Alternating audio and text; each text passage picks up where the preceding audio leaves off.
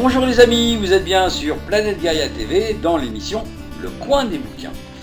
Et aujourd'hui, donc je suis arrivé à Lyon, je suis aux éditions Cosmogone, qui est un de nos partenaires, et je suis avec Ossine Atrou.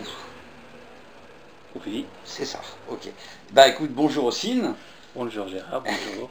Merci de nous accorder cette interview et de passer un moment avec nous pour nous expliquer des choses que moi personnellement je ne connais pas bien du tout. Donc c'est très très bien.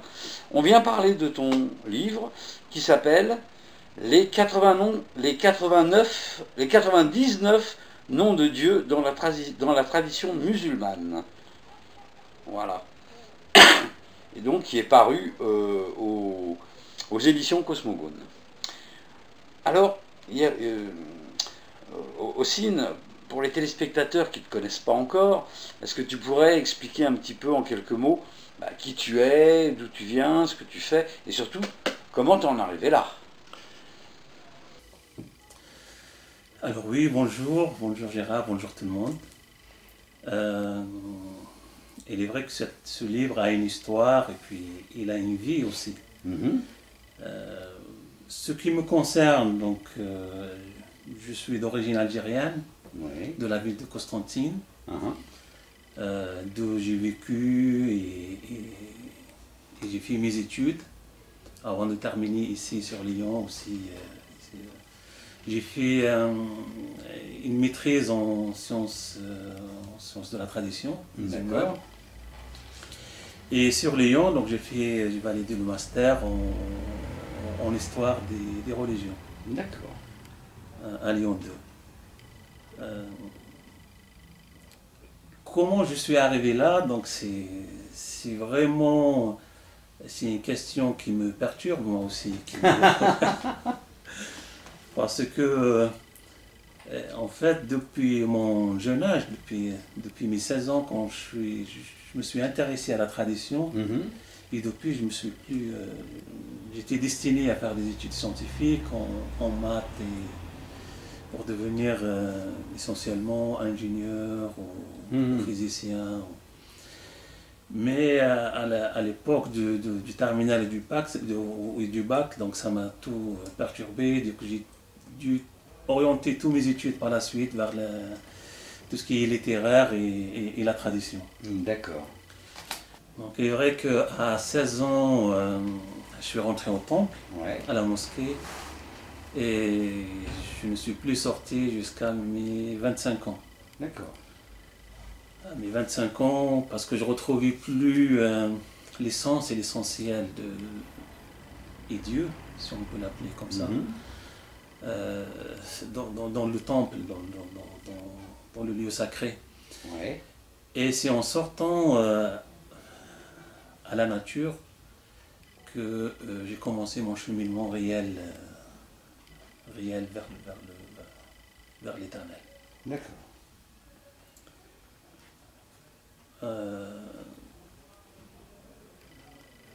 Ce qui m'a amené un peu à quitter l'Algérie, c'est les années noires que l'Algérie a traversées. Et en même temps, c'était cette quête de l'inconnu. Et cette quête, parce que j'étais à la recherche aussi d'assurance, de sécurité, de paix, de messages qui tournent autour de en même temps, la quête de l'essentiel. Donc je me suis retrouvé à Lyon, à l'université, et en ce moment-là, il y avait un cheikh sur Lyon qui a écrit un livre. Alors, je m'excuse pour les téléspectateurs qui ne savent pas, qu'est-ce que c'est qu'un cheikh? Un cheikh, c'est une dénomination ou une qualité qu'on donne à quelqu'un parce qu'il est ancré dans les sciences de la tradition. D'accord, c'est l'équivalent du prêtre chez nous. Du maître. Plutôt, du maître. Du maître, de l'enseignant. D'accord. Okay. Du maître et de l'enseignant. Qui s'appelle Salah Oumid et qui a écrit un livre sur toutes les différentes branches du soufisme dans tout le Maghreb. D'accord. Et il m'a demandé de corriger ce livre. et aussi d'annoter quelques versets du Coran, de retrouver aussi leur numéroter un peu, retrouver les textes de la tradition à l'intérieur. Chose que j'ai faite.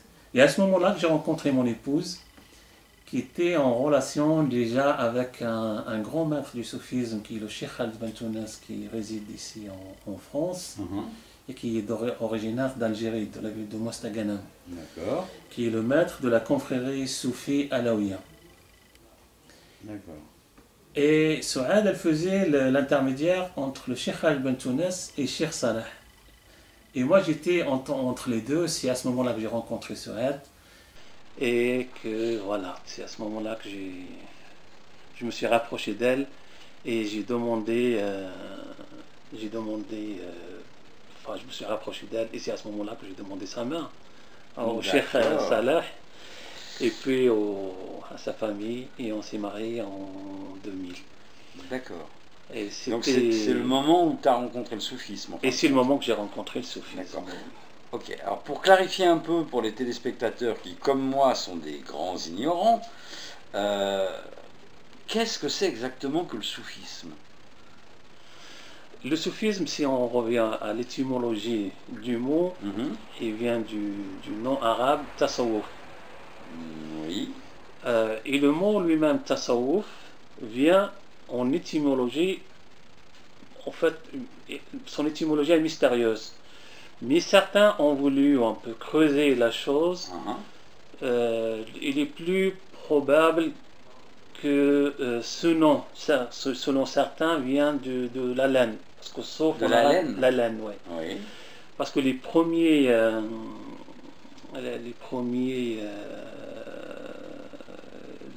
hommes de la tradition musulmane qui se sont retirés dans l'adoration, ils ont préféré s'habiller en laine.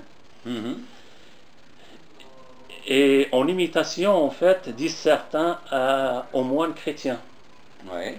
Aux moines chrétiens qui se retirent dans les monastères. Et du coup, on appelait ceux qui rentrent dans cette tradition de l'époque les soufis, le mutasawwifa. Et certains disent que ça vient de Sophia, cette tradition grecque et du coup tous les gens qui épousent cette philosophie du Dieu unique et du Dieu de l'unique et de l'unicité des choses, on les appelait à ce moment-là les soufis. D'accord, mais qu'est-ce qui fait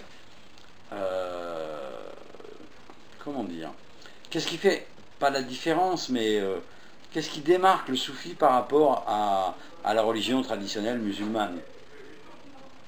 Oui, on a une belle formule de Cheikh Khaled Ben Tounes qui a écrit son premier livre, je pense, sur soufisme, cœur de l'islam. Oui. Donc le soufisme est considéré comme le cœur palpitant de l'islam. Donc c'est vraiment l'intériorité du cheminement d'un musulman ou d'un adepte du prophète Mohammed. D'accord. En fin de compte, on pourrait dire que c'est la partie ésotérique de la religion musulmane. C'est la partie ésotérique de la part de la religion musulmane, dans le sens où elle travaille sur l'être, le monde, dans son intériorité et dans ces choses mystérieuses qui le composent, qui ne sont pas formelles, et qui restent mystérieuses. Et le soufisme, il trouve cette relation à partir bien sûr de la tradition musulmane, qui trouve cette unité entre le monde et l'être, entre l'être et le paraître, entre ce qui est apparent et ce qui est caché. D'accord. Mais essentiellement, le soufisme est centré et la relation unique de l'être avec ce qu'on nomme, ce qui est nommé par Dieu, D'accord. par le nom de Dieu. D'accord. Ok. Ok, alors, donc là, ton livre s'intitule Les 99 noms de Dieu dans la tradition musulmane. Donc c'est dans la tradition musulmane, on va dire classique. Oui, oui. Chez les soufis, vous avez les mêmes noms et le même nombre. Oui, aussi, oui, oui, oui. D'accord. Alors on dit, parce qu'il est vrai quand on a réfléchi sur avec David, sur quel titre pourrons-nous donner au livre. Alors, je te coupe 2 secondes. David, c'est David Frappet, hein, qui a collaboré avec toi donc à la traduction de tous ces noms, quoi. Voilà, des textes, c'est un recueil de textes Ouais. de différents auteurs sur les 99 noms de Dieu. D'accord. Oui, Ok. exactement. Et on est arrivé convaincu par ce titre, parce que c'est un titre qui est assez large en finalité, Mhm. et le mystère, il est dans la tradition musulmane. C'est cette composition entre tradition et musulmane. Et d'ailleurs, on avait mis tradition avec T et musulmane avec un minuscule, Ouais. pour dire que l'islam est une continuité de la tradition avec un grand T. Et c'est ce qui nomme, ce qui qualifie le soufisme. Le soufi, il se définit comme né avec l'humain, il continuera par la suite. Mais il est vrai qu'il est ancré il a existé avant l'islam, il a continué avec l'islam, et il continuera. S'il n'y aura plus d'islam, il continuera certainement aussi à exister. D'accord. Pourquoi est-ce que les soufis ont pas une presse extraordinaire auprès des traditionalistes? Qu'est-ce qu'ils font de différent qui peut les choquer? Alors c'est ce qui est véhiculé, parce que en réalité... Enfin, moi je te dis oui, ça, pardon, oui, vu de l'extérieur. oui, oui, oui. Moi je connais pas du tout, ou très peu, l'une ou l'autre des traditions. Donc, Il est vrai, ce que je veux dire, ce qui est véhiculé, parce que c'est une tromperie à l'échelle internationale qui est véhiculée. Même les musulmans sont tombés dedans. La plus grande partie de musulmans sont tombés dedans. Ce que l'histoire refute, ouais. Parce que le soufisme a accompagné l'islam depuis ses débuts et jusqu'à aujourd'hui. Oui. Jusqu'à aujourd'hui. Et il est vrai, avec la naissance du wahhabisme, à partir du 18e, 19e, 20e jusqu'à aujourd'hui, cette tromperie a trouvé place. Mais tous les grands savants de l'islam, même ceux qui sont adoptés par le Coran wahhabite, Oui.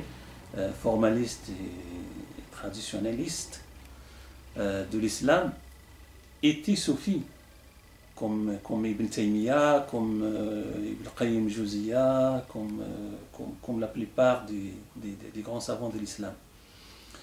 Comme Ibn Badis en Algérie, voilà, donc c'est une tromperie qui cherche à... C'est une tromperie qui a un peu... C'est une alliance de malfaisants. Oui. C'est une alliance de malfaisants avec le pétrodollar pour contrôler la religion au profit de certains États, de certains rois, de certains... Ah, d'accord. Donc il y a une idéologie qui veut un peu dominer tout le territoire musulman par cette idéologie. Mais il n'y a aucune différence entre le soufisme et l'islam. Le soufisme, il est lui-même l'islam dans sa partie, comme vous l'avez si bien dit, ésotérique. Il est le cœur. Donc, sans le cœur, il n'y aura pas de forme. Oui, bien sûr. Le soufisme est le cœur, comme il a si bien dit le Cheikh Khaled Ben Tounes, il est le cœur de l'islam. Ouais. Il est vrai aussi qu'un corps ne peut vivre qu'avec les palpitations du cœur. Bien sûr. L'islam est voué à sa mort comme il est voué à son échec, si son cœur se dessèche. Oui, bien sûr. C'est le titre d'Éric Geoffroy quand il a écrit l'islam sera spirituel ou ne le sera plus. Tout à fait. Le 21e siècle sera spirituel ou ne sera plus. Oui, ça c'est le philosophe qui l'a dit. Il a repris cette parole, Éric, il a écrit tout un livre, Éric Geoffroy. Il a écrit tout un livre sur la tradition soufie, la nécessité de la tradition soufie pour revivifier l'islam aujourd'hui, que l'islam est voué à sa mort si sa spiritualité se dessèche. D'accord, ok. Alors là, ton livre s'appelle Les 99 noms de Dieu. Pourquoi 99 noms de Dieu? Pourquoi pas Dieu? Oui. Alors, 99, ça a été rapporté dans un hadith du prophète, hadith qui veut dire ou parole du prophète de l'islam, Mohammed, que celui qui apprend 99 noms de Dieu rentrera au paradis.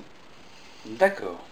Mais quand les théologiens se sont intéressés à la question des noms de Dieu, ils ont commencé à recenser, du coup ils ont retrouvé plus de 1000 noms de Dieu éparpillés dans les livres et dans les différentes traditions de l'islam. Et c'est vrai que 99 pose le nom, donc ce qui nécessite l'interprétation. Et 99, il est vrai c'est un chiffre mythique. Parce que après 99, c'est la Renaissance. Oui, d'accord. Donc c'est le cycle. Et nous avons une tradition aussi du prophète Mohammed qui dit que chaque 100 ans, Dieu enverra un revivificateur de la tradition.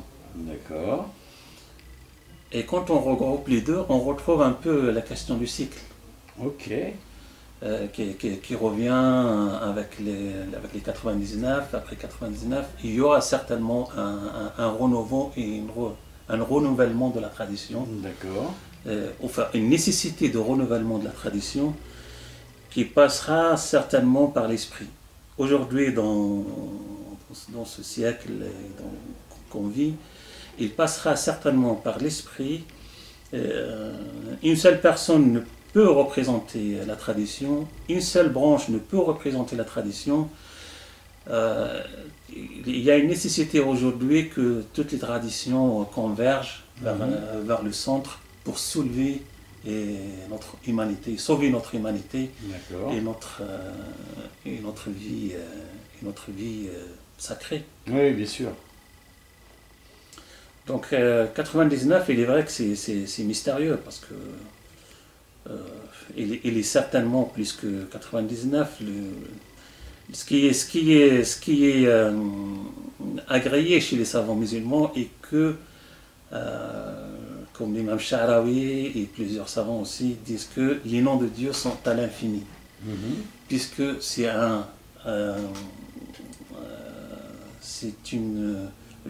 Dieu est une théophanie qui descend sur l'être au moment venu pour s'incarner.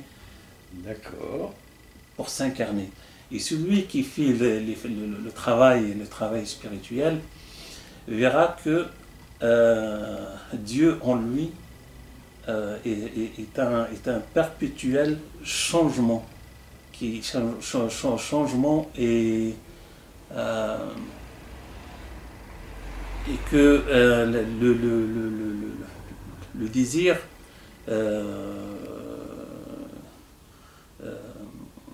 comme l'appréciation du moment spirituel, elle devient le nom de Dieu lui-même révélé à ce moment précis. Donc l'être continue à travers le cycle qui traverse lui-même ce renouvellement, qui le met dans un état d'incarnation de la divinité. D'accord. De la divinité. Ce qui amène l'être à une incarnation de l'unicité totale. Ce qui veut dire que l'être, il embrasse le monde dans sa totalité, avec son Seigneur, bien sûr. Avec son Seigneur, ils embrassent la totalité de la création. Il n'y aura plus de différence entre le Créateur, le créé, l'espace, l'air, le végétal, le minéral. D'accord. Et il y aura vraiment une unité, voilà, c'est une forme de spiritualité qui amène l'être à une réalité suprême. Au-delà de toutes les formes physiques, matérielles, et aussi au-delà de toutes les formes traditionnalistes, religieuses, idéologiques. À ce moment-là, tout est dépassement et tout est un, tout est vrai. Bien sûr, bien sûr. Alors, dans ton livre, on ne trouve pas que le nom de Dieu, on trouve des petits textes en dessous chacun. Par exemple, là, le majestueux. Alors, je ne vais pas le dire en arabe. Si, je vais essayer. Al-Jali. Al-Jalil. Al-Jalil. Donc, c'est le majestueux. Celui qui détient la majesté, c'est-à-dire la parfaite complétude, Al-Kamal, Al-Kamal, dans ses qualités. Voilà. Et donc, à poser à chaque nom, il y a un petit texte comme ça qui s'y rapporte. Oui. En fait, on a partagé le livre en trois grandes parties. Ouais. Et ce qui est équivalent à un cheminement un peu du global, un peu du large à l'étroit. D'accord. Et la première partie, il est vrai c'est une partie de l'exégèse du nom. Ouais. La deuxième partie, c'est un peu l'opératif du nom. Et la troisième partie, elle concerne un peu la mystique du nom. D'accord. Ok. Et dans la troisième partie, on retrouve essentiellement deux noms, la partie mystique. Ouais. On retrouve essentiellement deux noms qui sont le nom Allah et le nom Al-Latif. Et le nom Allah, qui dans son essence regroupe l'ensemble des noms de Dieu. D'accord. Et dans le soufisme, c'est par là que s'opère la mystification, la spiritualité, le cheminement vers Dieu. Et le travail du nom d'Allah, le nom Allah, pour le cheminant, et qu'il l'amène à cette réalité d'unité et d'unicité, et qui est la réalité de l'amour, arrivé par l'être à une réalité, à sa propre réalité divine, mystique aussi, qui n'est que amour. D'accord. Là, je vois que tous les noms commencent par Al, A-L. Qui veut dire Allah? Non? Le L, c'est l'article en arabe. Ouais. C'est l'article de définition. C'est le. Parce que l'article de définition, il a une qualité de définir le tout. Ouais. Quand on dit le tout-puissant. Ouais. Quand on dit tout-puissant, c'est pas pareil quand on dit le tout-puissant. C'est-à-dire il est unique. Quand on dit le défini par le, il est l'unique dans cette toute-puissance. Il est l'unique dans cette majesté. D'accord. Et c'est pour ça qu'on dit que dans les noms de Dieu, le L, qui définit le tout, les noms de Dieu, on va les retrouver des personnes nommées par ces noms. D'accord.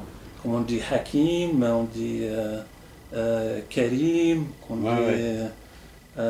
Hakim qui veut dire le sage, Karim qui veut dire le généreux. D'accord. Alors, dans la tradition, on dit que on ne peut pas nommer quelqu'un par Al-Karim. Parce que Al-Karim, dans sa totalité, n'est que Dieu. D'accord. Par contre, on peut le nommer Karim, Ok. non défini. Ouais, ok. Ce qui diminue un peu de cette qualité de toute puissance et de toute majesté dans le nom. D'accord. Ok, bah, je crois qu'on a fait un peu le tour du bouquin qui est pas très épais, qui est un petit format, donc facile à lire, mais c'est pas un roman, hein, donc il faut passer du temps, je pense, hein, c'est le lire en s'imprégnant bien du nom déjà, et puis le texte qui l'accompagne, hein, ça a une signification, et il faut se nourrir de ça, quoi. Il faut une lecture méditative. Ouais. Moi je dis qu'il faut le lire en 4 fois. D'accord. Parce qu'il faut le lire en une fois pour savoir de quoi ça parle, ouais. Oui. Ouais. Une deuxième fois pour se reposer dans des stations spécifiques. Ouais. Et une troisième fois pour un peu acquérir les sens. Et une quatrième fois pour vraiment que ce soit pour la personne elle-même. D'accord. Alors je vais poser une question stupide, mais ça tous les téléspectateurs le savent, je pose toujours des questions stupides, c'est ma grande spécialité. Moi je ne suis pas musulman. J'ai ton bouquin et je trouve ça intéressant et j'ai envie d'essayer de travailler avec ça dans mes méditations.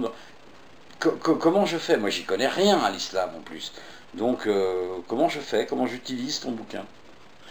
Alors oui, il est très simple, oui c'est vrai qu'il est c'est très simple. Il faut dire que la tradition refute un peu que les choses soient accaparées par des personnes ou par des écoles. Le propre de la tradition, qu'elle est ouverte. Oui. Elle est ouverte à tout le monde et qu'elle n'est pas, même si elle est d'origine, comme ici, qu'elle est d'origine musulmane, mais elle ne peut fermer la porte à des gens qui ont baigné dans d'autres traditions. Bien sûr. Ils ont reçu d'autres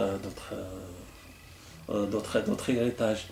Ici, là, c'est très simple, parce que sinon, là, comme vous l'avez si bien dit tout à l'heure, on les retrouve aussi dans une tradition chamanique, on les retrouve dans une tradition judaïque, dans une tradition chrétienne, dans une tradition bouddhiste. Et c'est très très simple.